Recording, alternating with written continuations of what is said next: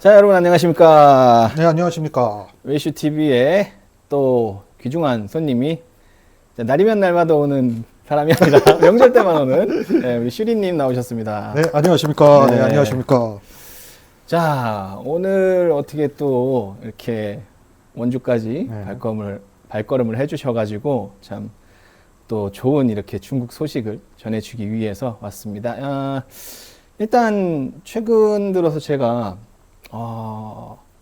몇 가지 세미나도 좀 국내에서 일부 또 여러분이 들어보시면 알만한 그런 좀 권위 있는 연구소의 연구원들의 세미나라든가 뭐 일부 명문 대학 교수님들의 뭐 세미나 이런 것들을 한 뭐 세네 군데 좀 들었어요. 근데 좀 우려가 되는 게 적어도 대한민국이 전기차 기술에 있어서 물론 이제 시장과 기술은 좀 다르다고 얘기는 하나 그렇죠. 기술에 있어서 우리가 많은 부분 지금 선진적으로 또 선행 연구를 통해서 앞서가고 있다는 것을 우리가 계속해서 느끼고 또 보아오고 있는데 대학에서 그런 부분들을 가르치고 또 세미나를 통해서 이런 현업의 지금 트렌드를 알아야 되는 이런 학생들에게 너무 중국 찬양성의 그런 것들 심지어 국가에서 나오는 R&D 비용을 통해서 연구를 하는 그런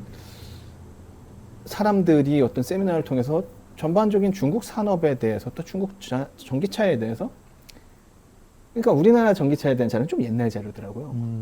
그리고 실제로 우리가 아시겠지만 현대자동차라든가 뭐 LG라든가 최전선에서 연구를 하고 있는 그 선행 연구 데이터가 뭐 정부 과제와 같이 엮여서 뭐 나오거나 이렇게 또 가청 업체들로 넘어갈 때는 보통 한 3에서 5년 정도가 걸리고요.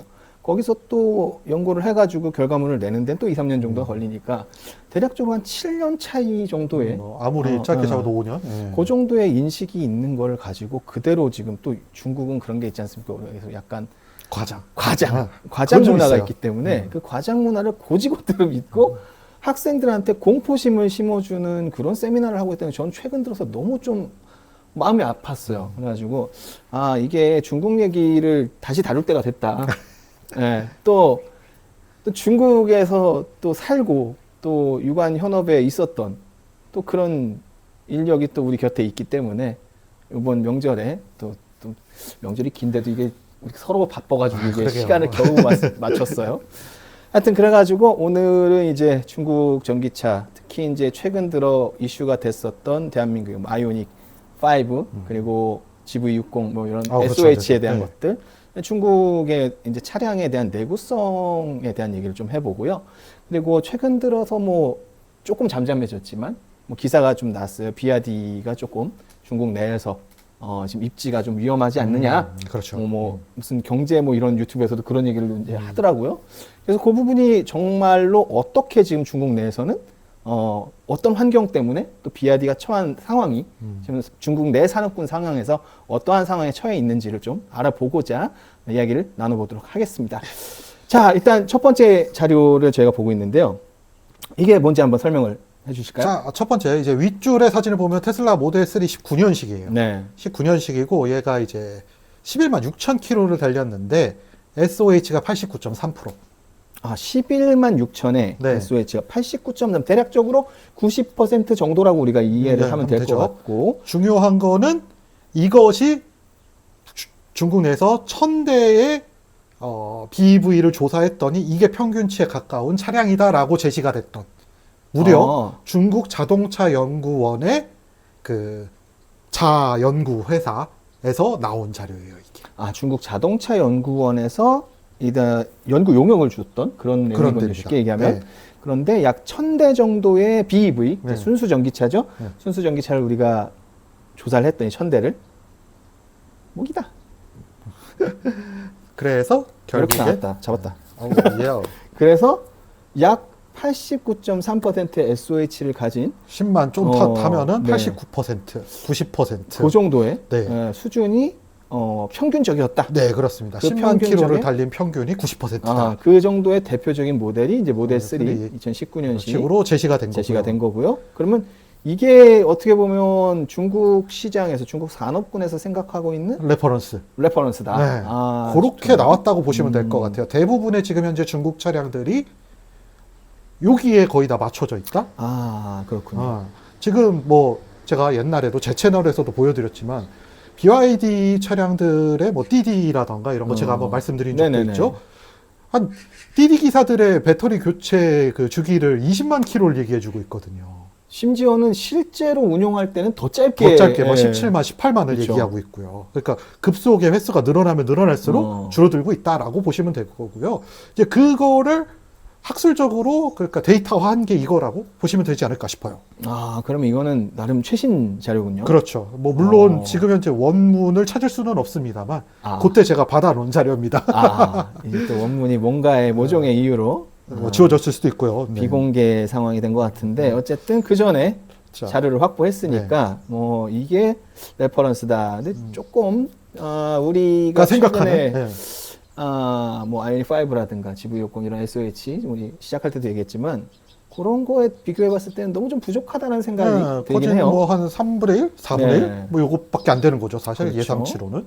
자, 그리고 그 다음 차량이 네, 뭐죠? 밑에는 이제 네. 리샹원. 그러니까 EREV의 중국의 선구자라고 불리는 리오토. 아, EREV. 네. 아, EREV 최근에 이제 제네시스에서도 한다 그랬죠. 네, 중국하고 이제 북미 쪽 타겟으로 한다고 하는 이제 EREV를 간단하게 설명을 드리면 전기차는 맞아요. 전기차 기반인데 이제 이 R이라는 게 익스텐더 레인지라고 해가지고 이제 확장된 거리를 갈 수 있도록 하는 게 내연기관을 물론 이제 그런 커다란 엔진이 아니고 발전기용으로. 네, 발전기용으로 고정 RPM의 내연기관을 통해서 그러면은 뭐 연소도 완전 연소가 최대한 될 것이고 환경에도 그렇게 심각한 영향을 주지 않으면서 배기구도 되게 그렇죠. 조그맣잖아요. 네. 여기에 발전을 통해서 달리면서도 충전을 하고 있는 요런 상태를 만들어내는 게 EREV인데요. 요 EREV의 어떻게 보면 가장 선구자죠. 중국의 선구자. 그럴 수밖에 없는 게 중국은 제가 볼 때 EREV가 정말 필요한 그렇죠. 그런 환경이에요. 뭐 땅이 너무 넓고 그리고 전기 인프라도 없는데도 꽤 있어서 그렇죠. 내륙 쪽으로 네. 가면 이제 전기 인프라가 없는 산악 지형이라든가 그런 데도 뭐 있고. 여러분들이 많이 아시는 장각에 막 이런 데 있잖아요. 뭐 아니, 거기는 이제 좀 괜찮지. 많이 들어가지. 네. 거기는 이제 유명해져서 신장 이런 데 가면은 이제 그렇죠. 없긴 하거든요. 근데 얘네도 지금 10만 3천 킬로에 75.6%. 이거는 더 적네? 이게 이러면 안 되잖아. EREV인데? 그러니까 지금 선구자라는 중국의 선구자라는 리오토도 제일 그러니까 EREV 쪽에서 중국에서 큰형님 대접을 받는 데가 이 리오토잖아요. 그렇죠. 먼저 시작했고 연구도 많이 했고. 예. 근데도 여기가 아니 10만 킬로에 솔직히 25%가 빠진다라는 거. 이거는 조금 저는 솔직히 예상하지 못했어요. 이 자료를 보기 전까지는. 아무리 그래도 그래도 한 85%? 이 정도 나오겠지 했는데 거의 2배의 소모. 이게 그리고 이제 여러분들이 우리는 이제 한국 사람들이니까 이 정도면 되는 거 아니야 생각하실 수 있겠지만 중국이라는 말이죠. 중국의 키로수는 우리보다 훨씬 많아요. 많을 수밖에 없죠. 예. 대륙이잖아. 그치. 이동 거리 자체도 우리보다 훨씬 길고요. 하루에 이동하는 거리도.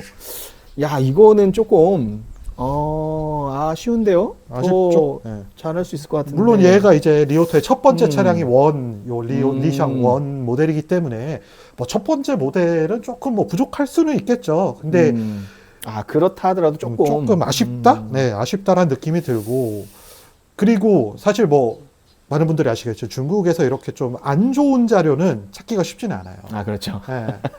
그러니까 이게 사실 이 연구는 중국 내에서도 상당히 많이 진행은 되고 있습니다. 이런 SOH 관련된 연구는. 근데 일반적으로 거의 공개가 되지 않고 얘가 거의 최초고 거의 유일하게 공개됐었던 잠깐이지만 그런 자료예요.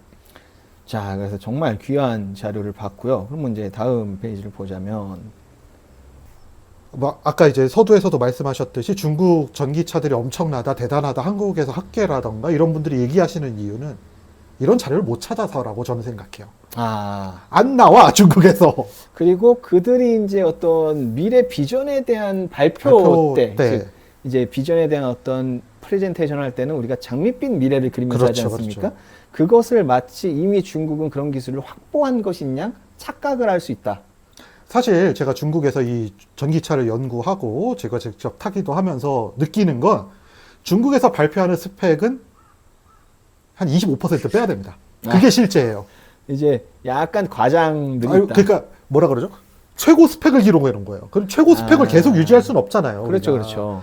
뭐 내연차도 솔직히 뭐 500마력에도 500마력은 풀로 쓰진 않잖아요. 아무리 풀악셀을 밟아도. 그렇죠. 잠깐 쓰다가 이제 어쩔 수 없이 환경이 됐든 뭐가 됐든 다 다운이 되잖아요.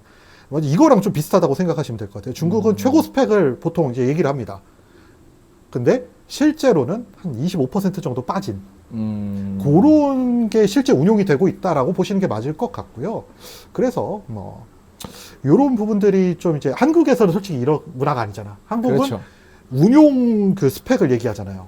그게 맞죠, 사실은 우리는. 그래서 한국 분들은 이걸 좀 착각하고 계신 게 아닐까라고 저는 생각을 해요. 아, 중국에서 최고 스펙을 얘기하고 있는데 한국에서 야 우리는 평균 스펙 얘기하니까 이게 평균이겠지라고 그치. 받아들이시니까 대단해 보이는 거지 그치. 중국이. 보편적인 에버리지 음. 값을 우리는 항상 상정을 하기 때문에 그런 문화적인 차이가 또 있을 수 있군요. 네. 그래서 저는 요거를 꼭 말씀드리고 싶어 갖고 요걸 좀 준비했던 겁니다. 솔직히 조금 이제 리스크가 있을 수도 있는데 이 한국과 중국의 문화, 이걸 문화라고 해야 되겠죠 아마 이런 뭐 그렇게 표현을 하는 게 좋을 것 같아요. 그 문화적인 측면에서 중국에서 보통 제시하는 이런 거는 최고점이고 한국은 보통 한 뭐 25%에서 뭐 3분의 1 정도 뺀, 뭐 4분의 1이나 3분의 1 뺀 평균 스펙을 얘기하니까 요 부분을 학자분들도 조금 고려를 해줘야 되는 게 아닌가. 지금 나오는 스펙들도 지금 그렇잖아요. 방금 그렇죠. SOH도 그렇잖아요.